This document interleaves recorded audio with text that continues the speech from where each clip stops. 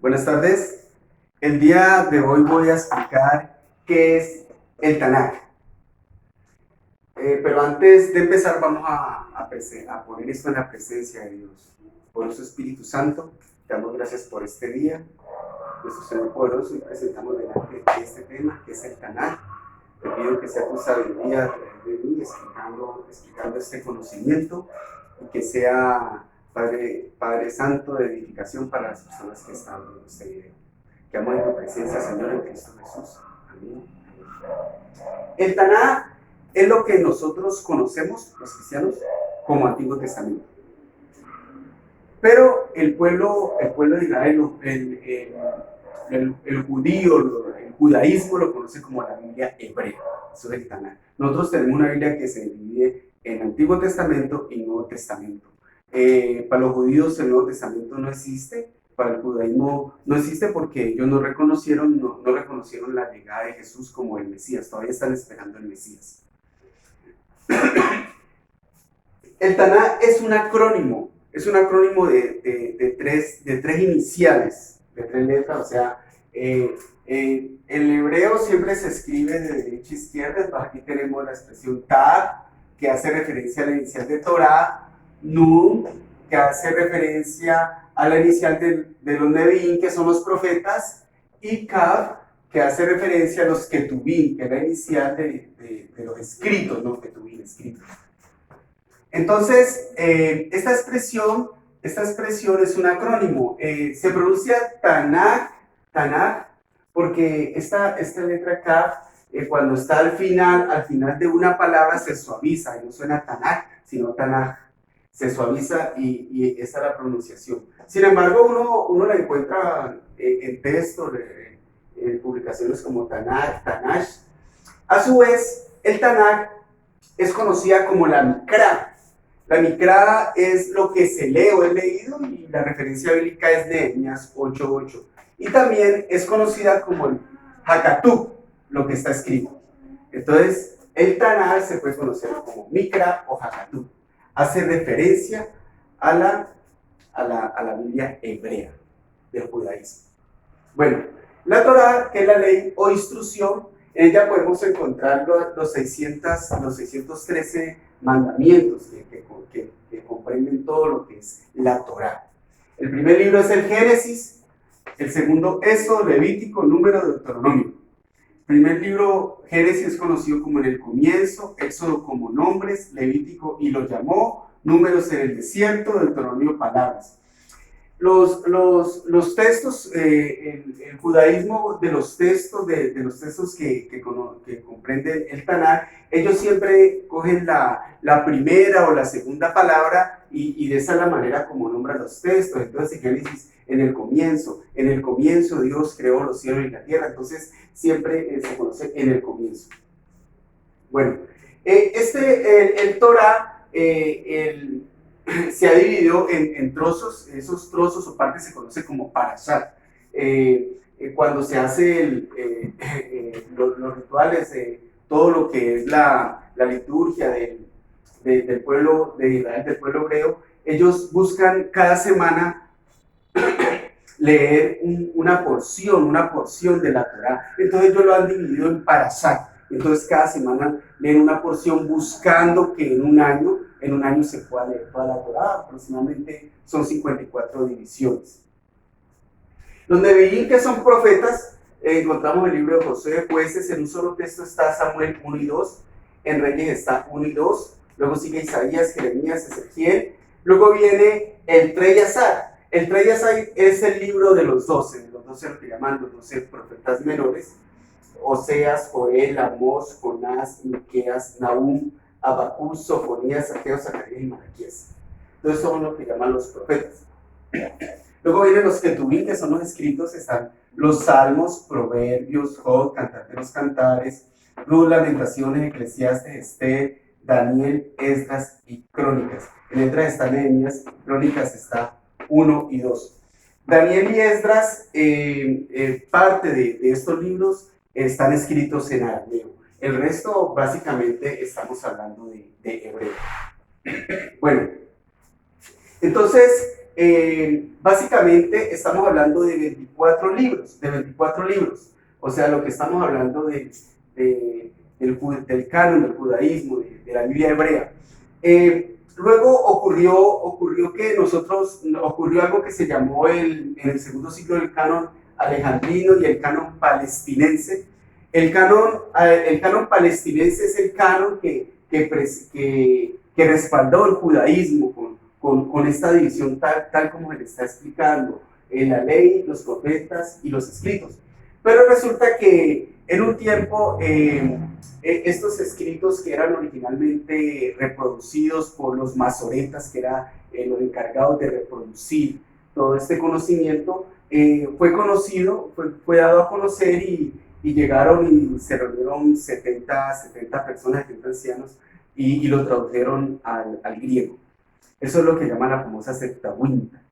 Entonces, actualmente hay algunas discusiones sobre cuáles son los textos originales, si los masoréticos, si los Septuaginta. Fuera de eso, pues sabemos que la Septuaginta vienen de los textos masoréticos, pero resulta que a la actualidad hay textos en griego mucho más antiguos que los hebreos, y de alguna manera hay una discusión sobre eso. Los rollos del Mar Muerto también entraron a dar, digamos, más legitimidad a los textos masoréticos. En este momento, por ejemplo, en la biblioteca de Jerusalén está el texto de Israel, coincidente totalmente con los textos originales masoréticos.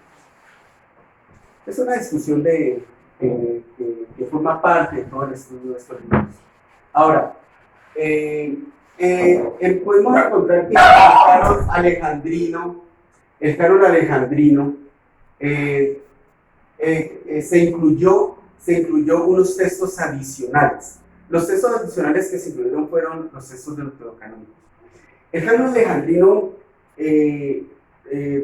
cogió esta división original y le creó subdivisiones.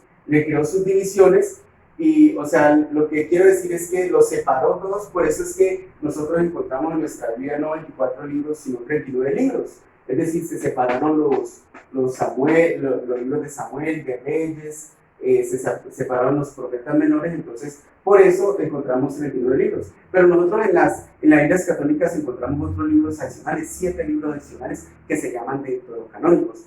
Esos deuterocanónicos entraron en el canon, luego los sacaron, entraron ya definitivamente en 1546 en el Concilio de Trento. Ya se establecieron que esos 7 libros deuterocanónicos ya formaban parte de lo que llama, pues, la Biblia católica, ¿no? Los cristianos no la reconocemos como canónicos, pero son los libros de los que vamos a hablar ahorita y son muy interesantes.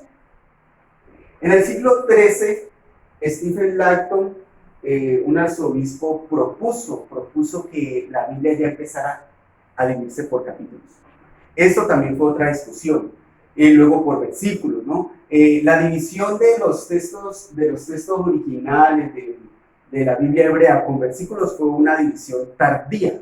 Ellos de alguna manera empezaron a ceder porque vieron ciertas presiones teológicas, políticas, inclusive para poder entrar en discusiones religiosas, accedieron a tener estas divisiones, pero eso tiene sus bemoles. Las divisiones por los versículos de los textos, digamos, de la Biblia hebrea, no coinciden necesariamente con la Biblia que nosotros conocemos como cristiana, o con la católica, con las diferentes versiones que nosotros conocemos. Por ejemplo, para citar un ejemplo, aquí tengo el Tanakh, una traducción del hebreo al español, y por ejemplo, si nosotros miramos Salmo 20, el primer versículo, mire, el primer versículo dice: para el director del coro, Salmo de David. El versículo dice: que te oiga el Eterno en el día de tribulación, que te engrandezca el nombre del Dios de Jacob. Entonces, este versículo 1, para el director del coro, Salmo de David, ustedes pueden ver en su Biblia, Salmo 20, aparece como un pequeño título, no se nombra como versículo. Entonces, hay un desfase donde uno empieza con versículo 1, el otro ya es con el 2, o sea, hay una diferencia entre numeración en lo que son las escrituras eh, del judaísmo a la Biblia que nosotros conocemos como cristiana o versiones católicas o cristianas. Fuera de eso, también hay ciertas discusiones con los capítulos. Por ejemplo, en Génesis, el capítulo 1 y 2, por ejemplo, cuando inició el capítulo 2, el capítulo 2 inició prácticamente con el día séptimo. Entonces, ¿por qué inició con el día séptimo? Es decir, la hilaridad era que venía el día 1, 2, 3, 4, 5, 6 y séptimo y se habla toda la descripción, pero el capítulo 1 no termina con todos los días, termina como en el día sexto de la creación y luego empezó como el capítulo 2. Entonces, eso ha generado ciertas discusiones, hay discusiones sobre la manera como algunos capítulos entraron en la división de lo que la Biblia. Es muy interesante eso. Bueno, ahorita pues les voy a comentar sobre los deuterocanónicos. Los deuterocanónicos son básicamente estos libros, o sea, el primero y segundo de Macabeos, Tobías, Eclesiásticos, Sabiduría, Baruch y Judith. Esos son los libros deuterocanónicos. Esos libros han tenido problemas para ser aceptado y se ha generado una discusión de que si son revelación de Dios, no son revelación de Dios, y hay muchos argumentos. Vamos a leer los principales argumentos para ver cómo estos libros tuvieron cierto freno de poder ser aceptados. Lo primero es las citas. Mire esta cita acá, las citas. Mire esta cita, Romanos 3 de 1 y 2. Mire lo que dice Romanos 3 de 1 y 2. Dice, entonces, ¿qué se ganará con ser judío? ¿O qué valor tiene la circuncisión? Mucho, desde cualquier punto de vista. En primer lugar, a los judíos se le confiaron las palabras mismas de Dios. Este versículo de Romanos 3, 1 y 2 está diciendo que a los judíos se le confiaron las palabras mismas de Dios. Los judíos no aceptaron los deuterocanónicos, canon palestinense. Entonces, este versículo de alguna manera está respaldando la decisión de los judíos, diciendo, no, un momentico, estos libros no forman parte de nuestro canon, de los libros que nosotros estudiamos. Entonces, ese es un argumento de peso, ¿no? Porque está respaldado con una cita bíblica. Fuera de eso, se ha encontrado que hay aproximadamente 200 citas en el Nuevo Testamento que hacen referencia a citas del Antiguo Testamento, donde se dice, y Dios dijo, o la ley dice, o las escrituras dicen. Hay 260 citas, y en esas 260 citas, en ninguno de esos se nombró estos deuterocanónicos. Entonces, esa es una de las razones por las cuales se le ha cuestionado su canonicidad. Algunas personas dicen, sí, pero es que hay otros libros que tampoco están nombrados en el Nuevo Testamento, pero hay algunos libros que están nombrados, pero precisamente están aquí y han sido reconocidos por los judíos, ¿no? Miremos esta otra cita, Lucas 11:51. Mire, Lucas 11 dice, por lo tanto, a esta generación se le pedirá cuentas de la sangre de todos los profetas derramados desde el principio del mundo, desde la sangre de Abel hasta la sangre de Zacarías, el que murió entre el altar y el santuario. Sí les aseguro que de todo esto se le pedirán cuentas a esta generación. Esta cita, Lucas 11, 50, 51, que con nuestro Señor de Nazaret, habla de la sangre de Abel y Zacarías. Abel está en Génesis 4. Zacarías está en Segunda de Crónicas, capítulo 24. Es muy interesante, porque de alguna manera esta expresión está reconociendo el primer mártir y el segundo mártir del Tanakh, con este versículo. Está reconociendo, inclusive de alguna manera le está dando, con esa expresión Jesús de Nazaret, autoridad a este orden, porque nombró el primero y el último de los mártires, conforme a lo que se conoce como el Tanakh. Entonces, esas son unas discusiones muy, muy interesantes. Mire, por ejemplo, esta cita, Lucas 24:44. Cuando todavía estaba yo con ustedes, les decía que tenía que cumplirse todo lo que está escrito acerca de la ley de Moisés, en los profetas y en los salmos. Mire que Jesús de Nazaret, con esta cita, él dice que todo lo que estaba cumplido en la ley de Moisés, los profetas, y mire que no utilizó la palabra escritos, utilizó la palabra salmos. Entonces, se han generado muchas discusiones de por qué estos deuterocanónicos estaban o no estaban dentro de este esquema de libros, ¿no? que forman el Tanakh.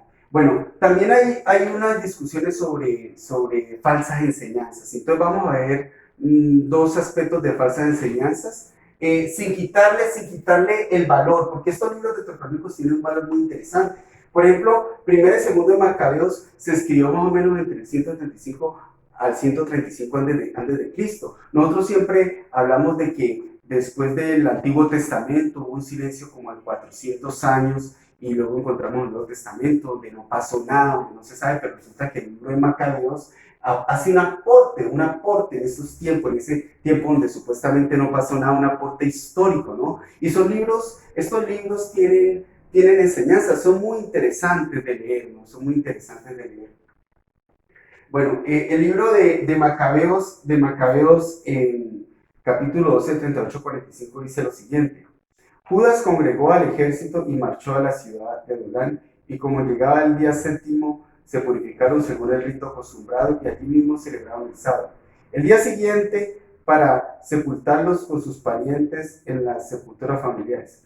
Y bajo la túnica de cada muerto encontraron amuletos de los ídolos de Yaña, que la ley prohíbe a los judíos. Todos vieron claramente que aquella era la razón de su muerte, así que todos alababan las obras del Señor. Justo pues, que descubre lo oculto, hicieron rogativas para pedir que el pecado cometido quedara borrado por completo. Por su parte, el noble Judas arengó a la tropa a conservarse sin pecado después de ver con sus propios ojos las consecuencias del pecado de los caídos. Después recogió 2,000 dracmas de plata en una coleta y los envió a Jerusalén para que ofreciesen un sacrificio de expiación. Obró con gran rectitud y nobleza pensando en la resurrección. Si no se hubiera esperado la resurrección de los caídos, habría sido inútil y ridículo rezar por los muertos. Pero considerando que a los que habían muerto piadosamente les había reservado un magnífico premio, la idea es piadosa y santa. Por eso hizo una expiación por los caídos para que fueran liberados del pecado. Este pasaje de Segunda de Macabeos habla de orar por las personas que ya fallecieron, y es una base, entre comillas, bíblica de lo que se llama el purgatorio. Por eso es que esta es una parte por la cual el cristianismo de alguna manera no ha aceptado estos libros, porque se han encontrado algunas citas como estas en las cuales nosotros a la luz de la palabra sabemos que no es bíblica, ¿no? Miremos Tobías 6, 5, 8. Dice: pero el ángel le dijo, agarra el pez y tenlo bien sujeto. El muchacho se apoderó del pez y lo arrastró a tierra. El ángel añadió, abre el pez, sácale la hiel, el corazón y el hígado y guárdalo y tira los intestinos, porque su hiel, su corazón y su hígado son remedios útiles. El joven abrió el pez y tomó la hiel, el corazón y el hígado, asó parte del pez y lo comió, salando el resto. Luego continuaron su camino los dos juntos hasta cerca de Media. Preguntó entonces el muchacho al ángel, hermano Azarías, ¿qué remedio hay en el corazón, el hígado y la hiel del pez? Le respondió, si se quema el corazón o el hígado del pez ante un hombre o una mujer atormentados por un demonio o un espíritu malo, el humo ahuyenta todo mal y le hace desaparecer para siempre. Este libro de Tobías, o de Tobit, como se llama, habla sobre una mujer que tenía problemas para poder tener un esposo, atormentado por un principado que se llamaba Asmodeo, cómo el ángel Rafael le ayudó a esta persona, y cómo en este libro se relata que haga algo, como lo acaba de decir, que claramente es algo relacionado con brujería o hechicería. Entonces, ese tipo de versículos que se encuentran en muchos de estos libros hicieron dudar de la canonicidad de ellos, y por eso, digamos, los cristianos no lo reconocen. Sin embargo, vale la pena aclarar que sí tienen un valor, y uno lo lee y encuentra cosas muy interesantes y que le pueden aportar a uno, pero hay que leerlos con cuidado y con entendimiento. Fuera de eso, pues, hay otros libros, además de esto, que se llaman los libros apócrifos, pues, que que son de dudosa procedencia, que significa apócrifo es como simulado.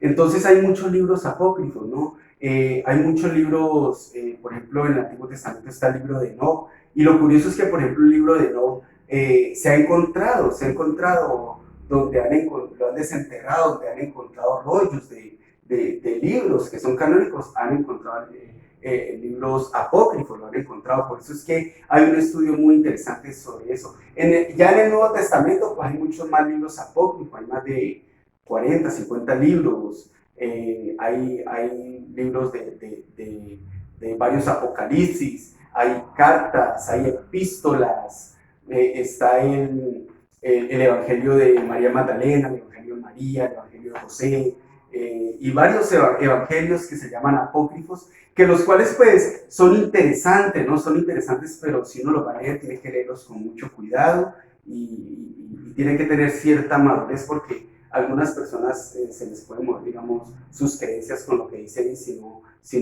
tiene cierta madurez para leer. Bueno, eso ha sido todo por hoy. Espero les haya gustado esta presentación. Dios los bendiga.